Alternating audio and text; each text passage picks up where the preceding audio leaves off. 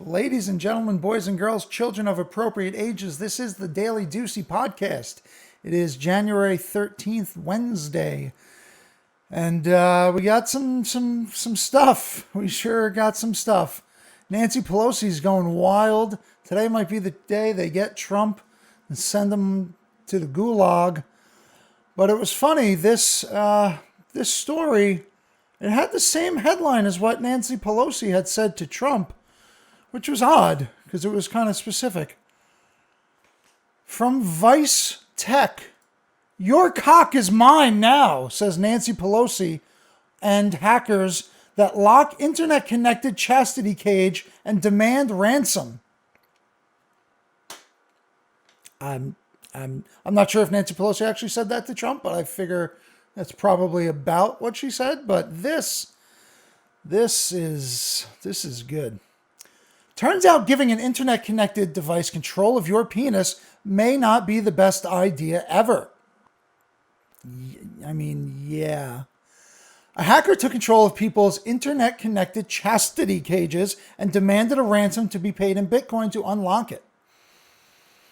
Your cock is mine now, the hacker told one of the victims, according to a screenshot of the conversation obtained by a security researcher that goes by the name Smelly, and is the founder of VX Underground, a website that collects malware samples. Not for nothing, guys. I'm not like a real journalism source or a journalist. Vice supposedly is, and they are quoting a guy named Smelly. I mean, I guess we're all fucking journalists now, baby, right?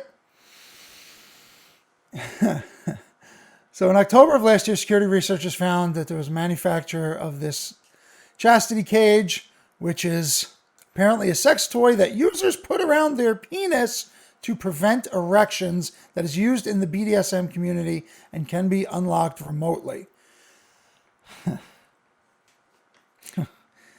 So they left the API exposed, so basically hackers could figure out how to go in and out of the software and make changes to it, connect to the app. And that's exactly what happened, according to a security researcher who obtained screenshots of conversations between the hacker and several victims. Several victims. How many people are buying this fucking cock cage? The cellmate. Wow, dude. Wow. A victim who asked to be identified only as Robert said that he received a message from a hacker demanding a payout of 0.02 Bitcoin, around $750 today, to unlock the device. He realized his cage was definitely locked and he could not gain access to it. Fortunately, I didn't have this locked on myself while this happened. Well, that's quite fortunate, Robert. Oh my Lord. I wasn't the owner of the cage anymore, so I didn't have full control over the cage at any given moment. Another victim who goes by the name RJ told Motherboard in online chat. RJ said he got a message from the hacker who said they had control of the cage and wanted a payment to unlock it. Fuck, man. These hacks show once again that just because you can connect something to the internet doesn't mean you have to, especially if you then don't take care of securing the device or its connections, or if you put your penis inside of it and lock it.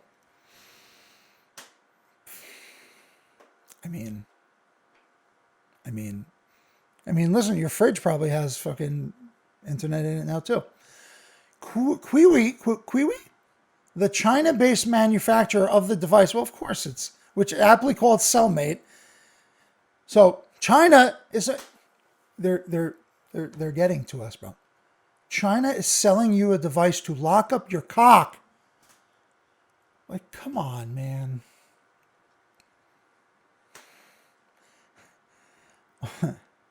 Almost every company product is going to have some kind of vulnerability in its lifetime. Maybe not as bad as this one, but something. It is important that all companies have a way for researchers to contact them and that they keep in touch with them. As usual, be careful what devices you trust with your data, or in this case, with your genitals. I mean, now, like, can't you just like saw it off? Like, wouldn't that work? Like, I mean, it looks, I mean, fuck, dude. Like, do you really want to like put a saw next to your unit?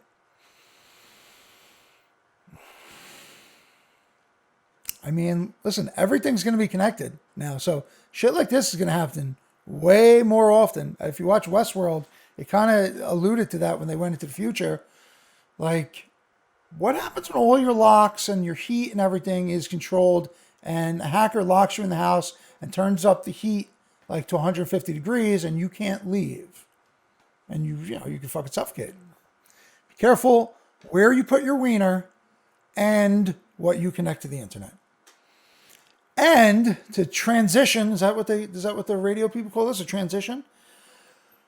When you do lock something up, please remember your fucking passwords. And don't rely on the forget password button.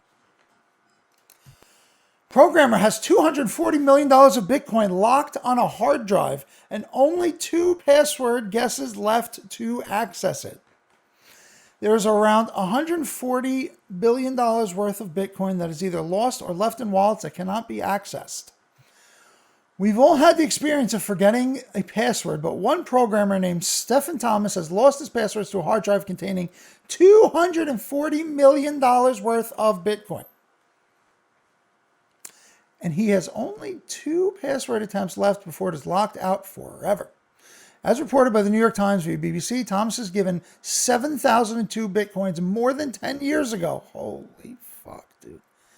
For making a video how cryptocurrency works. At the time, his collection of Bitcoin were worth only a few $100s, were only worth a few dollars each, and he decided to store them in an Iron Key digital wallet on a hard drive. He wrote the password on that drive on a piece of paper that he ended up losing. And now he has Bitcoin. Now his Bitcoin are worth $240 million, and he can't remember what password he wrote down all of those years. Guys, first of all, you shouldn't even be using like passwords now. You should be using authenticated devices. But please remember your passwords. Don't use multiple different passwords. Figure out something that is the same in all your passwords. Then adjust each password to that has to do with the thing you're using. I can sell myself out, but my passwords are super complex, but they should all be pretty much the same with a couple different things that are different so they can't be guessed. And if you lose one, you don't lose all and you don't forget them. Thomas has already tried 8 possible passwords and he only has 2 left before the password will encrypt itself, making the wallet impossible to access. Which quantum computing supposedly can break cryptography and encryption, and for $240 million, might get a shot. There are those like ex-Facebook's ex-security head, Alex Stamos, I wonder if that's John Stamos' son, who had offered to help Thomas unlock the hard drive, but he's asking for a 10% cut. Because I'd give you a fucking 60% cut. Like, who cares? I'd give you a 90% cut. Fuck, dude. For $220 million in locked up Bitcoin, you don't make 10 password guesses, but take it to professionals to buy 20 iron keys and spend 6 months finding a side channel or uncapping. Which, to be fair, he's right. Like, if you had a safe with $240 million in it, and if you put in the wrong combination 10 times, it, like, exploded, you would try to figure out another way. No? Like, I don't know. Thomas is not alone in being locked out from his Bitcoin fortune, as there is currently $140 billion worth of Bitcoin that is either lost or left in wallets that cannot be accessed. The New York Times even mentions a particular case where an entrepreneur lost about 800 Bitcoins when a colleague of his reformatted a laptop that happened to contain the private keys to his wallet.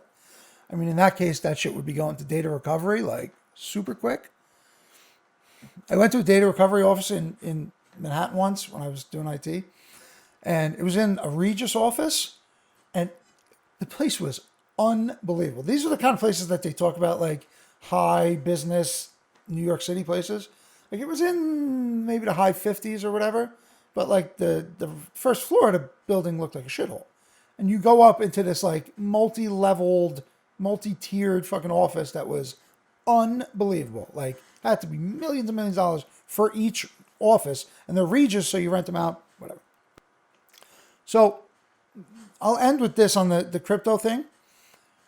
The best and worst part about crypto is you have full control and full responsibility. So if you lose your shit, or if you lose your password, or if you lose your, wallet that you have it on, there is no one to come help you. That's it. It's gone.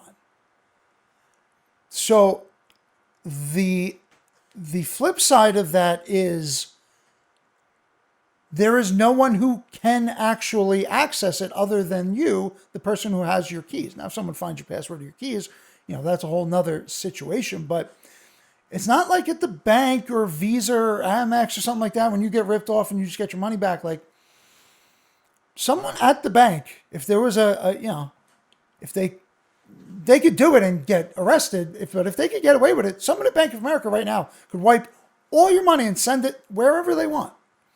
Now, we're FDIC insured and everything like that, but it's possible for that to happen. The odds of you getting your money back are pretty good, but it could disappear. There's stories all over the place for decades on where people at banks send monies to wrong accounts. And if it's like a wire or something like that, it's almost impossible to get that back. So people can access your accounts, but with blockchain and Bitcoin, no one can touch that. So a quick update on the prices. Bitcoin, 35,782, pretty much even for the last 24 hours. We have Ethereum at 1,097.28, down 2.5%. Ripple up 1.46 at 30 cents. We have Litecoin at 141.56. And this fucking Polkadot coin, which I don't even know what the fuck it is, but it's up a fucking 27% in the past 24 hours. Now, the most important thing you're going to want to get your Bitcoin and all that stuff in for is when the aliens come and take over everything. And honestly, with the way that we're about to fucking blow each other up and fight wars and impeach presidents and storm the fucking Capitol, come on, boys. Let's get this going. Let's get this finished with, because we kind of need aliens here now. CIA's declassified UFO documents are now online as Black Vault reveals mystery explosions and contact with aliens. Here we go. A treasure trove of CIA files about UFO sightings across the globe has been published online. The dossier, I feel like when you say words like dossier, you like almost have to put like a British accent. The dossier is, that was terrible. The fucking dossier over here is bursting with fucking hundreds of declassified records containing one's top secret information of unidentified aerial phenomena, also known as WAPs. See? There it is. You see? They've been putting that. I'm fucking Deucey Alex Jones now. They've been putting this shit in your head, talking about the fucking WAP. It's not about WAP. It's about the fucking aliens are coming. So you guys thought it was about that, and it's about aliens. That's how they get you. With the WAP. Every time. Known as the Black Vault, the database is available thanks to decades-long effort to access the CIA's records, which date back as far as the 1980s. I bet they got records longer than that, cuz. Campaigner John Greenewald Jr., who operates the website Black Vault, says it contains what the CIA claims is all of its documents on WAPs, the alien WAPs and not the genital WAPs, which also sounds terrible. WAP is the government's preferred term for aerial objects that experts cannot identify immediately or explain. Many may turn out to be tricks of the light or a fault in a pilot's instruments, but a handful of targets are investigated by the Pentagon. Is this the Fravor? Commander Fravor? Look up Commander Fravor. This isn't a long alien podcast. Look up Commander Fravor, and you can look up his interviews on Rogan. I think he did one with Lex Friedman as well. This guy's like a Air Force or Navy like pilot that had been in the Air Force for like 40 years. It was basically like kind of like a goofball. Not a goofball by any, like kind of more like a straight arrow kind of nerdy kind of guy. Not even nerdy because he's a military guy, but like he's not really one that's like setting up all this nonsense. He was like a straight fucking arrow guy, and he swears that he saw and flew with these vehicles who it's impossible for them to do the things they did. Around 20 years ago, I fought for years to get additional UFO records released from the CIA. It was like pulling teeth. I went around and around with them. Blah, blah, blah. I received a large box, a couple thousand pages, had to scan them in one page at a time. Greenwald uploaded the files, the fruit of 10,000 Freedom of Information Act reports, according to the UFO sleuth, to the Black Vault website. Within the pages are a bizarre story of a mysterious explosion in a small Russian town. Residents reported seeing a moving, fiery spear sparking UFO fears, but local military men concluded that a store of ammonium nitrate was the source of the blast. The CIA's investigation was inconclusive. Another file details a dispute between a Bosnian fugitive. Details a dispute with a you could listen, the U.S. Sun. Another file details a dispute with a Bosnian fugitive who claimed to have made contact with aliens. Whether you believe the tall tales or not, Greenwald... Yeah, see, they misspelled it here. See? God damn it. They spelled it with a G after... Yeah, Greenwald said, and Greenwald. Are you people... Like, you get paid for this, right? I don't actually get paid for this just yet. Like and subscribe. Support Deucey. It comes just 6 months ahead of a hotly anticipated UFO report to be published by the U.S. government. The Pentagon and spy agencies will have to reveal everything they know about spooky sightings as part of a legislation snuck into the COVID-19 relief bill signed by President U.S. Trump earlier this month. So we're sending money to Salvatruches, to Pakistan for gender reassignments, and we're giving all our money to the aliens. I mean, it makes sense. Intelligence experts were given just 180 days to compile an official report on sightings of mysterious aircrafts near American military bases, which will later be made public. That's it. So, go to the Black Vault website. I'm not doing that now. You can check that out. It's this website. Yeah, there you go. I'm probably killing my internet already. Now they're coming after me. The fucking aliens are coming after me because they went in the Black Vault. Hey, there's Drudge. There is Brady and Drew Brees about to make out. If you're looking at only the audio version, there is a breaking news story that Brady and Brees are actually a gay couple and that everything else was a ruse. Last story here. We're at 17 minutes. I'll get this one quick for our Daily Deucey local story. Passaic Valley Sewerage Commission employee bribed senior official, AG says. A Passaic Valley sewerage, is it different between sewage? I guess the sewerage commission employee allegedly bribed a senior official at the agency to help him climb the commission's ranks and rise in politics more broadly, the state authorities said Wednesday. Omid Bayadi, 39 of Hillsdale, was working for the commission in Newark when he gave the unnamed official $1,200 in checks and cash in return for what New Jersey Attorney General called special consideration and assistance. I mean, what are we talking about here? This is New Jersey, no? Like, and I wouldn't be surprised if that wasn't like on the fucking application. Like name, social security, like what school did you go to, your resume, and just the things you know. You'll need like a suit, and you will have to pay your boss $1,200 a year. Like, why is that even news? I don't really understand. This guy definitely had to do something else, like to screw somebody else or piss somebody else off, because I don't understand why this is even a news story. Authorities charged him January 7th with bribery in official and political manners and offering an unlawful benefit to a public servant for official behavior, both second-degree crimes. If convicted, he could face 5 to 10 years in state prison and a $150,000 fine. Okay, well then I guess that's maybe it, because he probably won't face any time or money, so he is being thrown under the bus just to say that they throw people under the bus. A well-known figure in North Jersey's political circles, Bayadi, previously worked as the finance director for ex-Bergen County Sheriff Michael Saudino, who resigned in 2018 after the release of a tape containing racist and homophobic comments he made earlier that year. Bayati, who also sued the sheriff's office that year, claiming Saudino fired him after he uncovered inappropriate vendor deals made by a former IT director. It's unclear how the lawsuit was resolved. So yeah, I mean, fuck it. The former IT director probably had some shiesty fucking deal. So this guy was like, fuck it.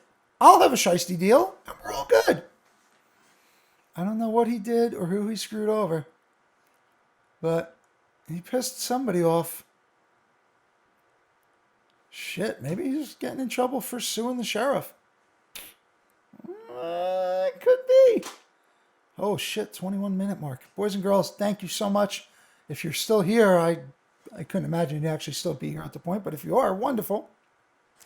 We have a lot of really kind of cool stuff coming up. Those podcasts that I've been working on, we are just about ready to actually produce them. We might have an interview with someone who was in Washington, D.C. the day the Capitol was stormed. Was he in the Capitol?